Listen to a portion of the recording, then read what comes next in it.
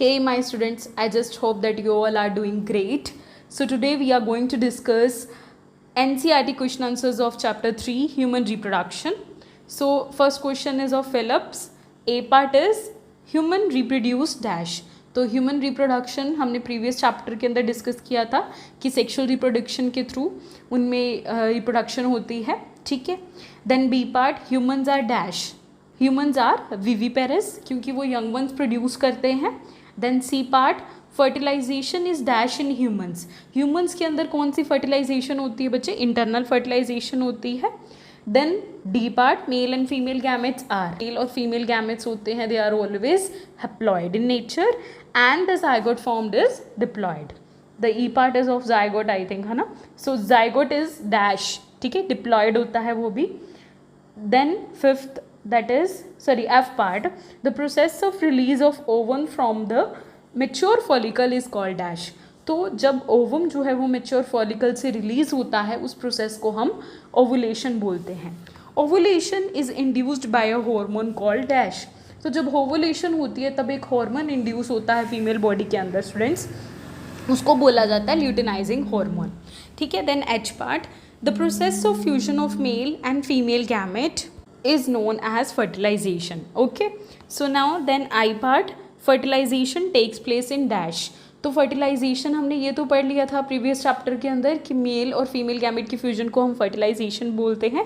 But female body के अंदर fallopian tubes में फर्टिलाइजेशन होती है, ये याद रख लेना. It is a very important question, exam में काफ़ी बारी पूछा जाता है कि where does the fertilization takes place in a human body.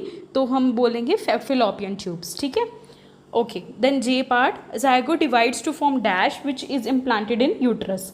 तो क्या होता है कि zygote जो होता है उसके अंदर काफ़ी डिविजन्स होती हैं, तो फिर उसके बाद वो इम्प्लांट होता है यूट्रस के अंदर.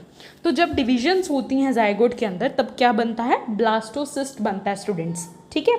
Then K part, the structure which provide the vascular connection between foetus and uterus is called dash. अभी मैंने बताया ना zygote जब डिवाइड करता है ब्लास्टोसिस्ट बनता है, फिर ब्लास्टोसिस्ट में काफ़ी सारी डिविजन्स होती हैं, देन फीटस बनता है. तो फीटस को यूट्रस के साथ कनेक्ट करने का काम किसका होता है? प्लासेंटा का. वो बेसिकली एक वेस्कुलर कनेक्शन होता है. Then the second question is of male reproductive system. हमने ड्रॉ करना है, ठीक है.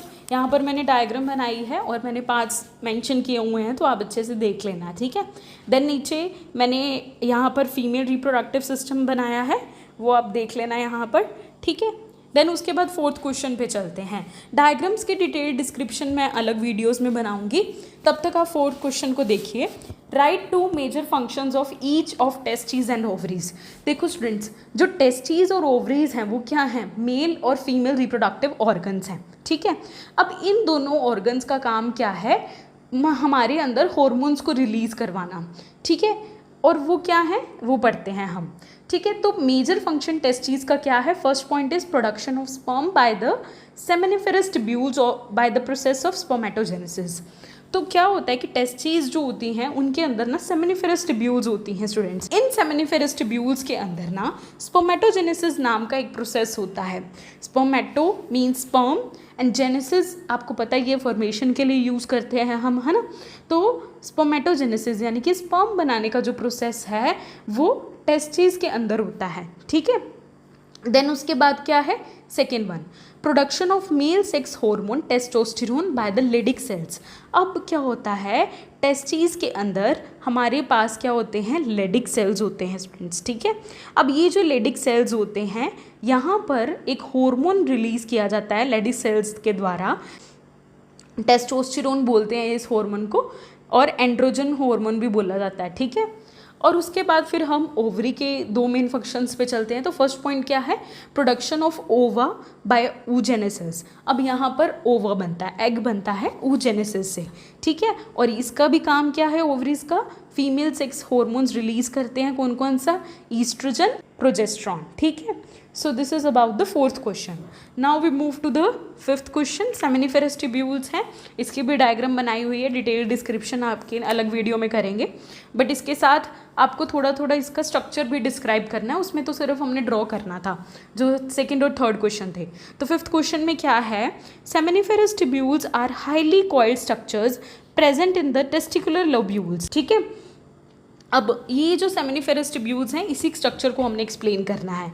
तो जो हमारी सेमिनिफेरस ट्यूब्यूल्स होती हैं मेल के अंदर is lined on its inside by the two types of cells. तो सेमिनिफेरस ट्यूब्यूल्स जो होती हैं टेस्टिस के अंदर, वहाँ पर क्या होता है, दो तरह के सेल्स होते हैं, spermatogonia and Sertoli cells. Spermatogonia क्या करते हैं, वही फर्दर डिवाइड करते हैं और स्पर्म्स की फॉर्मेशन होती है, ठीक है। और सर्टोली सेल्स का काम क्या होता है, जो स्पर्म है उसको न्यूट्रिशन प्रोवाइड करना, ठीक है, उसको ग्रोथ, उसकी मतलब अब देखो हर चीज़ की ग्रोथ के लिए उसको न्यूट्रिशन चाहिए, ठीक है। तो नरिशमेंट जो मिलेगी उसको कहाँ से मिलेगी, सर्टोली सेल से मिलेगी।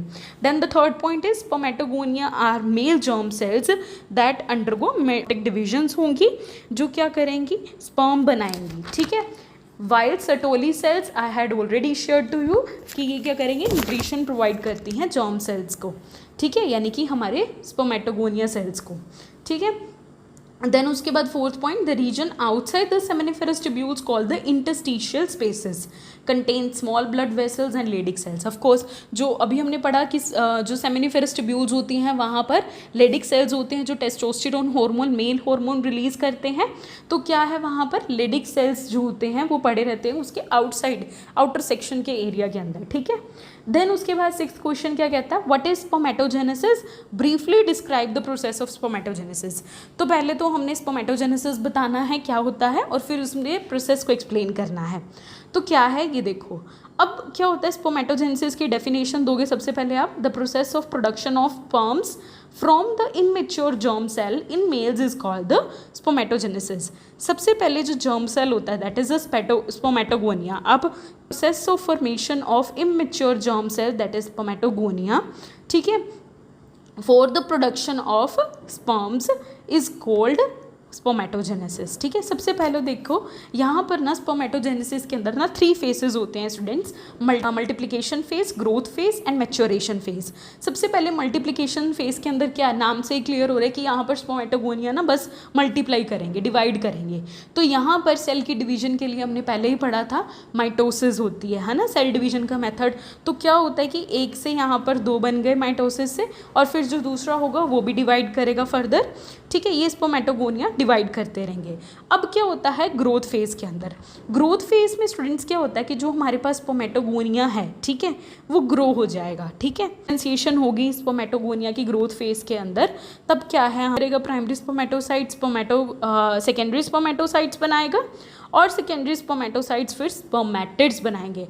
अब देखो, अब ना कई बार क्या होता है स्टूडेंट्स यहीं पे छोड़ के आ जाते हैं स्पर्मेटोसाइट्स पे, स्पर्मेटिड्स पे छोड़ के आ जाते हैं, ठीक है, या स्पर्मेटोसाइट्स पे छोड़ के आ जाते हैं, बट नहीं, यहाँ पर हमारी स्पर्म की प्रोडक्शन अभी नहीं पूरी हुई है। अब क्या होता है, ये स्पर्मेटिड्स जो बने हैं इन्होंने क्या करना है, फर्दर स्पर्मेटोजोआ बनाने हैं। क्या होगा, अभी ये जो स्पर्मेटिड्स देख रहे हो आप, ये अधूरे हैं क्योंकि स्पर्म जो होता है उसके पास हेड होता है, टेल होता है मूवमेंट के लिए, तो अभी वो एक्चुअली वो पूरा स्ट्रक्चर बना ही नहीं है। तो इस स्पर्मेटिड्स के अंदर क्या होती है, डिफरेंशिएशन होती है और फिर स्पर्मेटोजोआ बनता है, ठीक है। सो this is about the spermatogenesis. एक बार फिर से रिकॉल कर देते हैं, क्या होता है कि 3 फेजेस होते हैं, multiplication phase, growth phase, maturation phase.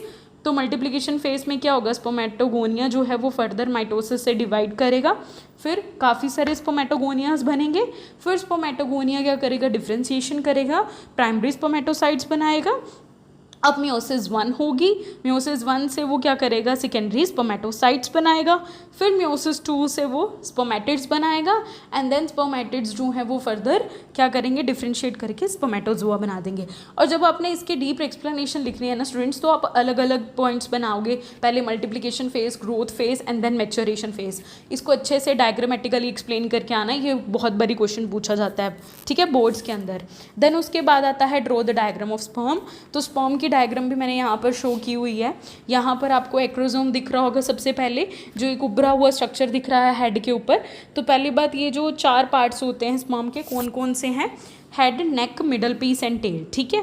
तो नेक एक्रोसोम जो होता है वो क्या है, बेसिकली कुछ ऐसे एंजाइम्स रिलीज करता है जब क्या होता है कि स्पर्म जो होता है फर्टिलाइजेशन के लिए ओवम के साथ उसकी वॉल्स को पेनिट्रेट करना होता है उसने, है ना, उस स्पर्म ने क्या करना है, उस ओवा के अंदर जाना है।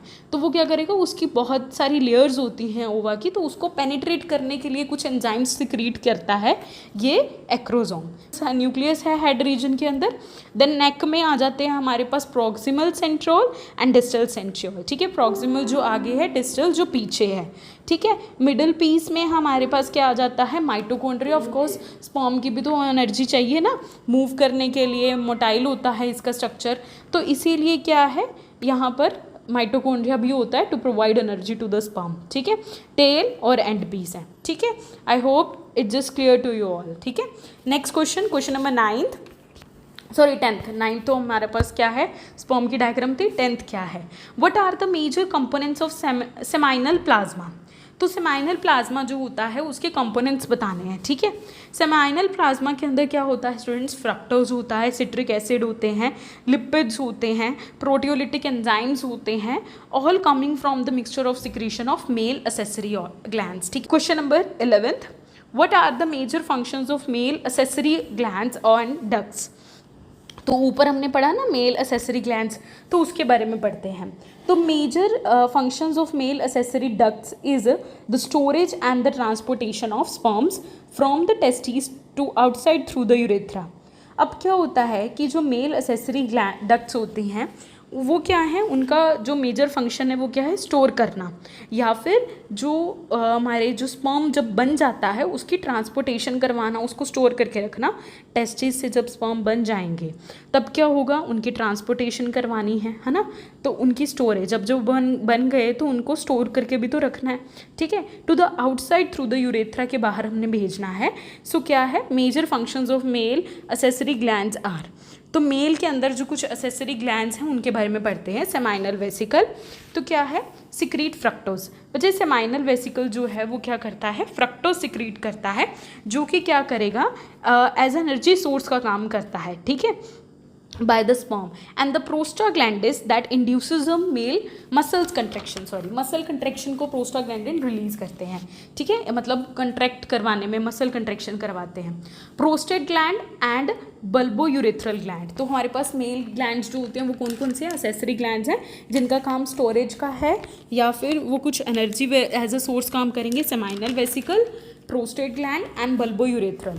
तो प्रोस्टेट ग्लैंड क्या है, secrete calcium and other buffering agents to neutralize the acidic pH of vagina. तो क्या करेगा ये प्रोस्टेट ग्लैंड, कैल्शियम रिलीज करता है, तो वो बफरिंग एजेंट की तरह काम करता है। बफरिंग एजेंट समझते हो ना, कि उसके इफेक्ट को न्यूट्रलाइज कर देता है, ठीक है। देन उसके बाद बल्बोयूरेथ्रल ग्लैंड क्या है, secrete mucus rich fluid for the lubrication. Then उसके बाद question number 12, this is also very important question, ठीक है। What is oogenesis, give a brief account of oogenesis। तो oogenesis क्या होता है, इसकी डिस्क्रिप्शन देखते हैं हम। The process of formation of mature ovum is called ovary from the oogonia in females is known as oogenesis।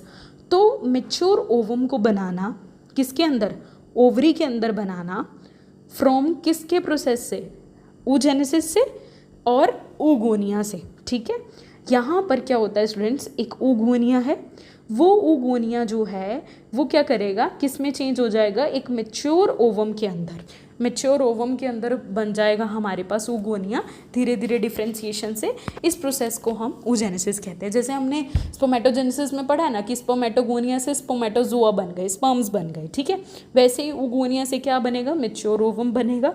ये ओवरी के अंदर होता है और वो टेस्टिस के अंदर हो रहा था, ठीक है। देन उसके बाद फर्स्ट पॉइंट देखो कि इसके प्रोसेस कैसे होता है। So germ cell of the female foetus divide to produce oogonia in females is known as oogenesis। तो जर्म सेल जो होता है दैट इज oogonia, ठीक है। जब फीमेल फीटस फॉर्म में ही होता है ना, तभी उसने काफ़ी सारे, जैसे अगर फीमेल बॉडी के अंदर अगर जो बेबी बोर्न हुआ है वो गर्ल है, ठीक है, तो उसके फीमेल फीटस में ही क्या होने जाएंगे, oogonia डिवाइड करते जाएंगे, ठीक है, फीटल लाइफ में ही उसके, ठीक है। यहाँ पर उसका oogenesis प्रोसेस आप ये मान के चलो कि जब वो फीटल लाइफ में है तभी उसका स्टार्ट हो जाता है, ठीक है। तो ये सेकंड पॉइंट क्या है, germ cell of the female foetus divide to produce oogonia. अब जो फीमेल फीटस का जर्म सेल यानी कि ऊगोनियाज है वो क्या करेगा, डिवाइड बनाएगा, ऊगोनिया बनाएगा। No more oogonias are formed after the birth. अब बर्थ के बाद क्या होगा, ऊगोनियाज नहीं बनेंगे, ठीक है। देन उसके बाद क्या है, third point, a diploid oogonium और the egg mother cell increases in size and gets transformed into a diploid primary oocyte।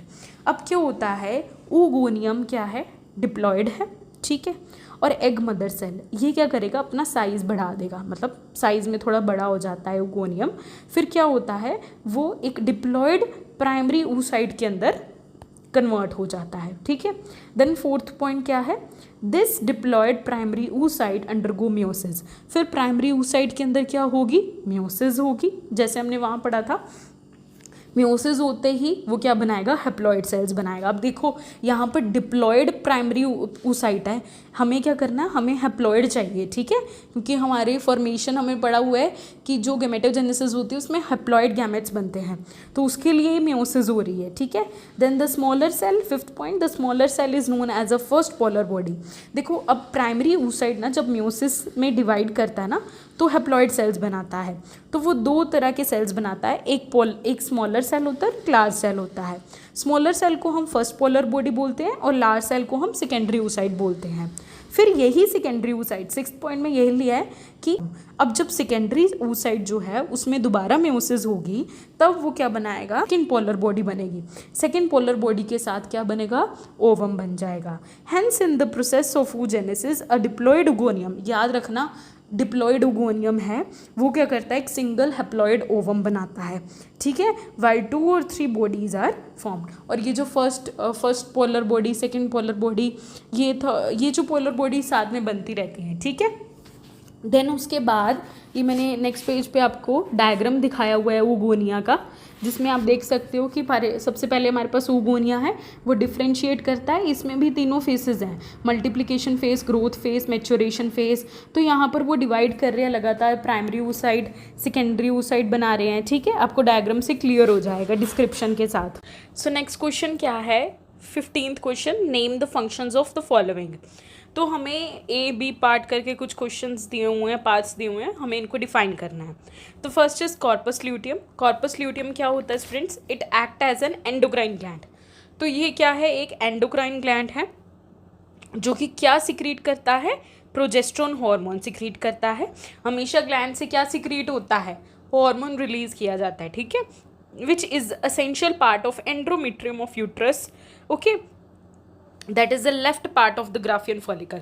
Basically जब ग्राफियन फॉलिकल्स होते हैं ना, हमारे पास क्या है, ग्राफियन फॉलिकल बनती है एक, तो वहाँ पर एक लेफ्ट पार्ट होता है, वो उसको बोलते हैं कॉर्पस ल्यूटियम। और वो कॉर्पस ल्यूटियम ना स्टूडेंट्स क्या रिलीज़ करता है, एक हार्मोन रिलीज़ करता है, प्रोजेस्टेरोन। तो याद रखना, जैसे हमने दो पेज पीछे पढ़े हैं ना, oestrogen and progesterone hormone, female hormones जो हैं, फीमेल सेक्स हार्मोन जो हमने पढ़े हैं, ईस्ट्रोजन एंड प्रोजेस्टेरोन। तो प्रोजेस्टेरोन हार्मोन जो है वो कहाँ से रिलीज होता है, कॉर्पस ल्यूटियम से। Keep it in mind this thing, okay. Then B part क्या है, एंड्रोमीट्रियम। अभी बड़ी देर से आप सुन रहे हो ना, एंड्रोमीट्रियम ऑफ यूट्रस। तो ये क्या होता है, देखो यूट्रस के पास ना काफ़ी लेयर्स होती हैं, तो उसकी जो इनर मोस्ट लेयर होती है उसे एंडोमेट्रियम बोला जाता है, जहाँ पर क्या होता है, बेसिकली ये न्यूट्रिशन और डेवलपमेंट करता है फीटस के, उसको न्यूट्रिशन प्रोवाइड करेगा, उसकी डेवलपमेंट जो है वो इस इनर मोस्ट लेयर के अंदर होती है, ठीक है। It undergoes cyclic changes during menstrual cycle. जब फीमेल बॉडी के अंदर मेंस्ट्रुएशन साइकिल स्टार्ट होता है तो यही लाइनिंग जो होती है ना वो अपने आप को प्रिपेयर करती है, ठीक है।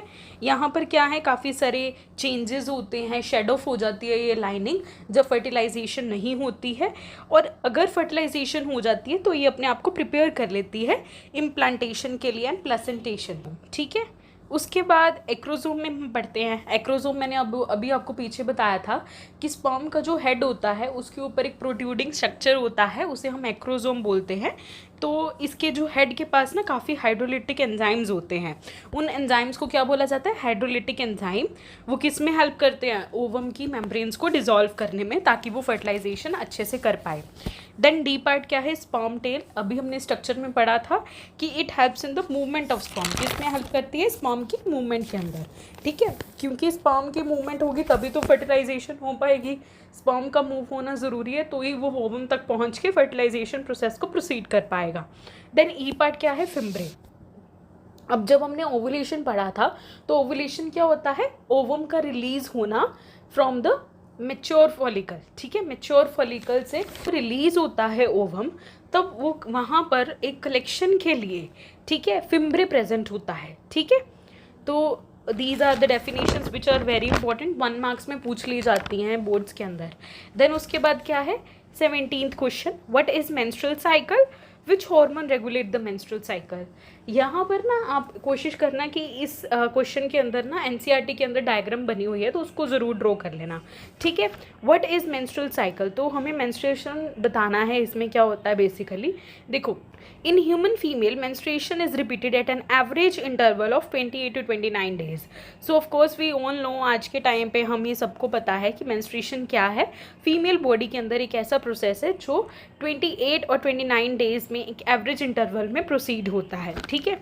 ये जो साइकिल है हो जाता है and from one menstruation till next one is called the menstrual cycle. तो ऑफकोर्स जो होता है इसका इंटरवल 28 to 29 डेज में, ठीक है। तो ये जो मेंस्ट्रुअल साइकिल है, ठीक है, यहाँ पर ना कुछ 4 फेसेस होते हैं। तो वो क्या है, menstrual phase, proliferative phase, ovulatory phase and secretory phase. तो फर्स्ट वन हम उसको एक्सप्लेन करते हैं, मेंस्ट्रुअल फेज। मेंस्ट्रुअल फेज को हम ब्लीडिंग फेज और मेंसेस भी बोलते हैं स्टूडेंट्स। ये 3 to 5 डेज होती है, ठीक है। तो हमें क्या है, फीमेल बॉडी को मेंस्ट्रुएशन कितने दिन के लिए रहती हैं, 3 to 5 डेज के लिए रहती है। और इसमें हॉर्मोन्स कौन से इन्वॉल्व होते हैं, देखो हमारे पास सबसे पहले ना एंटीरियर लोब ऑफ पिट्यूटरी क्या करता है, मेंस्ट्रुअल फेज के टाइम पे एलएच हार्मोन यानी कि ल्यूटिनाइजिंग हार्मोन को कम कर देता है, ईस्ट्रोजन को भी और प्रोजेस्टेरोन को भी, ठीक है। तो इसमें इवेंट्स क्या होते हैं, आप ना इसको 3 पॉइंट्स में ऐसे बना के लिखना, ड्यूरेशन बतानी है, उसमें हार्मोन्स कौन से इन्वॉल्व है and then we have to tell its events, ठीक है। तो इवेंट्स क्या है मेंस्ट्रुअल फेज के, डीजनरेशन मतलब जो कॉर्पस ल्यूटियम है वो डीजनरेट हो जाता है। फिर उसके बाद क्या होगा, रिड्यूस प्रोजेस्टेरोन ईस्ट्रोजन प्रोडक्शन। अभी हमें पता है कि कॉर्पस ल्यूटियम का काम क्या था, प्रोजेस्टेरोन को हार्मोन को रिलीज करना है ना, इसको सिक्रीट करना। तो क्या हो जाएगा, अगर कॉर्पस ल्यूटियम में डीजनरेट कर देगा तो ऑफकोर्स प्रोजेस्टेरोन जो हार्मोन है वो रिड्यूस हो जाएगा। फिर जब प्रोजेस्टेरोन हार्मोन रिड्यूस होगा तो एंड्रोमेट्रियम जो यूट्रस मतलब जो एंड्रोमेट्रियम है यूट्रस की, वो क्या हो जाएगी, ब्रेक डाउन हो जाएगी। फिर वहाँ से ब्लड शेड ऑफ होना शुरू हो जाएगा, blood and the unfertilized ovum जो फर्टिलाइज नहीं हुआ है। Then the second phase is a follicular and proliferative phase. Proliferative का मतलब होता है डिवाइड करना, ठीक है, मल्टीप्लाई करना। तो ड्यूरेशन क्या है इसकी, 16th और 13th और 14th days in 28 days of cycle, ठीक है।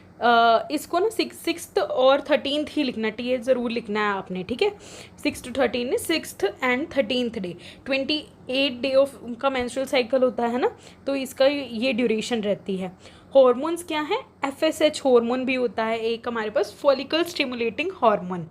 तो फॉलिकल्स क्या करती हैं इस टाइम पे ना, बड़ा मतलब क्योंकि यहाँ पर ये हार्मोन जो रिलीज़ हो रहा है फॉलिकल से रिलीज़ हो रहा है, तो जब फॉलिकल स्टिमुलेटिंग हार्मोन है वो क्या रिलीज़ करता है, ईस्ट्रोजन रिलीज़ करता है। प्रोजेस्टेरोन तो हमने पढ़ लिया था वो कॉर्पस ल्यूटियम, और फॉलिकल्स क्या रिलीज़ करती हैं, कौन सा हार्मोन, फॉलिकल स्टिमुलेटिंग हार्मोन जो रिलीज़ होता है वहाँ से, तो वो किसको स्टिमुलेट करता है, ईस्ट्रोजन को स्टिमुलेट करता है। इसमें इवेंट्स क्या होते हैं, तो क्या होता है कि FSH स्टिमुलेट करेगा ओवेरियन फॉलिकल्स को, जो फॉलिकल्स बन रही हैं उनको स्टिमुलेट करेगा, और वो फॉलिकल्स क्या सिक्रीट करेंगी, ईस्ट्रोजन सिक्रीट करेंगी। देन ईस्ट्रोजन की सिक्रीशन से क्या होगा, एंड्रोमेट्रियम की प्रोलिफरेशन होगी, ठीक है, multiplication basically. And then increase of uterine gland and blood vessels, वहाँ पर ना यूट्राइन ग्लैंड्स जो हैं और ब्लड वेसल्स जो हैं वो बढ़ना शुरू हो जाएंगी। देन उसके बाद आता है हमारे पास ओवुलेटरी फेज, ओवुलरी नहीं है बच्चा, ओवुलेटरी है, ठीक है। देन इसमें क्या है duration, ovulation occurs 14th day. तो याद रखना कि ओवुलेशन कब होती है, 28 डे का साइकिल होता है, तो उसमें 14th डे पे ओवुलेशन होती है। ये बहुत बड़ी 1 मार्क्स में क्वेश्चन पूछा जाता है। हार्मोन कौन से हैं? इस टाइम पे क्या होता है, जब 14th डे होता है ओवुलेटरी फेज के अंदर, LH हार्मोन, ल्यूटिनाइजिंग हार्मोन और फॉलिकल स्टिमुलेटिंग हार्मोन दोनों ही पीक लेवल पे होते हैं, बहुत ज़्यादा होता है इनका मतलब रिलीज। इवेंट्स क्या हैं? LH induces the rupturing of Graafian follicle, release of LH क्या करता है, दैट इज ल्यूटिनाइजिंग हार्मोन ना ग्राफियन फॉलिकल को रप्चर कर देता है, ठीक है, और उसकी रप्चरिंग से फिर कहाँ क्या रिलीज होता है, ओवम रिलीज हो जाता है। सो this is about the ovulatory phase. Then if we move to the luteal phase, also known as a secretory phase, ठीक है, duration 15 to 28 days in the 28 day of cycle। then उसमें क्या है, hormone, luteinizing hormone और progesterone, इनका level increase हो जाएगा।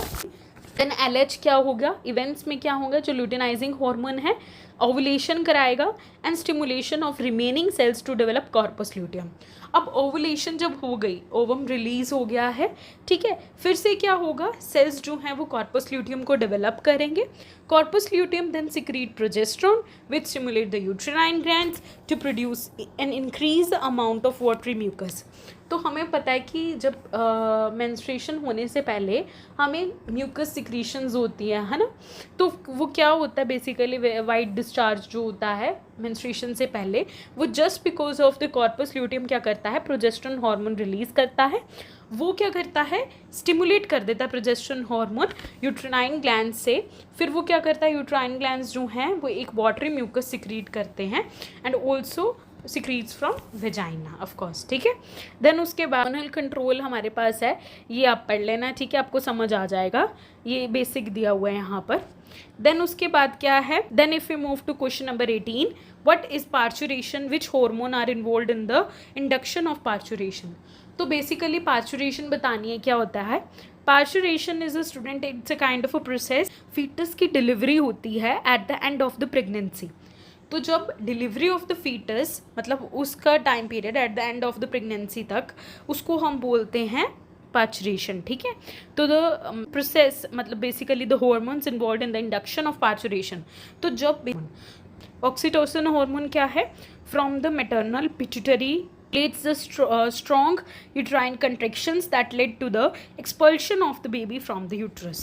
Basically जब डिलीवरी होने के टाइम पे क्या होता है, ऑक्सीटोसिन हार्मोन जो है वो मैटरनल पिट्यूटरी जो होता है वो क्या कर देता है, हाई कर देता है, मतलब स्टिमुलेट कर देता है किसको, यूट्राइन कंट्रैक्शंस को। ऑक्सीटोसिन हार्मोन क्या करेगा, फीमेल बॉडी के जो यूट्राइन कंट्रैक्शंस होती हैं उनको इंड्यूस कर देता है, स्टिमुलेट कर सकता है। देन उसके बाद relaxin hormone from the ovary widens the vagina to facilitate birth. और अब ये जो ऑक्सीटोसिन हार्मोन के बाद रिलैक्सिन हार्मोन है, ये भी क्या करता है, ये हमारे वेजाइना को क्या कर देगा, जब डिलीवरी का टाइम होता है तब वेजाइना को वाइडन कर देता है। उसके बाद हमारे पास question number 19, in our society the womens are often blamed for giving birth to the daughters, can you explain why this is not correct. तो ऑफ कोर्स आज भी हम देखते हैं, हमें सोसाइटी के अंदर देखने को मिलता है कि फ़ीमेल जो होते हैं उन्हीं को ही ब्लेम किया जाता है। को ब्लेम नहीं करना चाहिए, क्योंकि किस वजह से हम उसको पढ़ते हैं, साइंटिफिक वे से देखें अगर तो देखो, all human beings have 23 pairs of chromosomes, हमें पता है। Man have 22 pairs of autosomes and they contain 1 or 2 types of sex hormones, sex chromosome, sorry hormones पढ़ के ना क्रोमोसोम्स, ओके। सो क्या है, ह्यूमन बींग्स के अंदर वी ऑल नो कि 23 पेयर्स ऑफ क्रोमोसोम होते हैं, 22 पेयर ऑफ ऑटोसोम्स होते हैं और 1 और 2 क्या है उसमें सेक्स क्रोमोसोम होते हैं, विच आर इधर एक्स और वाई, ठीक है। एंड वाइल ह्यूमन के फीमेल के अंदर भी 22 पेयर्स ऑफ ऑटोसोम्स होते हैं, ओनली एक्स सेक्स क्रोमोसोम जो है उसके अंदर प्रेजेंट होता है, X Y in the male के अंदर और एक्स जो होता है is in the female body के अंदर, ठीक है, एक्स क्रोमोसोम होते हैं। तो क्या होता है, the sex of an individual is determined by the type of a male gamete which fuses with the x chromosome. Of course अगर जो फीमेल का एक्स क्रोमोसोम है, ठीक है, उसके पास तो दोनों ही एक्स के हैं। The sex of an individual is determined by the type of a male gamete which fuses with the x chromosome of the female. If the fertilising sperm is x then the baby will be girl, of course, and if it is Y then the baby will be boy. Hence it is incorrect to blame a woman for the gender of the child of course, ठीक है, ये clear हो गया होगा आपको यहाँ से। Then उसके बाद how many eggs are released by a human ovary in a month, एक मंथ के अंदर ह्यूमन ओवरी में से कितने एग्स रिलीज होते हैं। How many eggs do you think would have released if mother give birth two identical twins, को अगर वो बर्थ देती है तो कितने एग्स जो हैं वो रिलीज होंगे। Would be your answer changes if twins born were fraternal, ठीक है, तो इसका आंसर क्या है, only one egg is release. Of course हर मंथ क्या होगा, एक ही एग रिलीज होगा ह्यूमन ओवरी में से, ठीक है। Only an egg is release if the mother gave birth to the identical twins, एक ही एग होगा वहाँ पे भी। Two or more eggs are release if the twins born were fraternal, clear. Then उसके बाद 21st क्वेश्चन क्या है, how many eggs do you think were release by the ovary of a female dog which give birth to 6 puppies. तो देखो अगर एक female dog है तो वो 6 पपीज़ को बर्थ देती है, तो हम क्या कह सकते हैं भाई कितने एग्स वो रिलीज़ करती है, तो 6 एग्स जो हैं वर रिलीज्ड बाय द ओवरी, ठीक है। अगर 6 पपीज़ को दे रही है तो 6 एग्स रिलीज होंगे by the ovary of a female dog which give birth to the 6 puppies. Alright, so this is about the NCERT questions of the human reproduction. If you find it helpful, don't forget to like, comment and subscribe my channel. Thanks for watching it, students.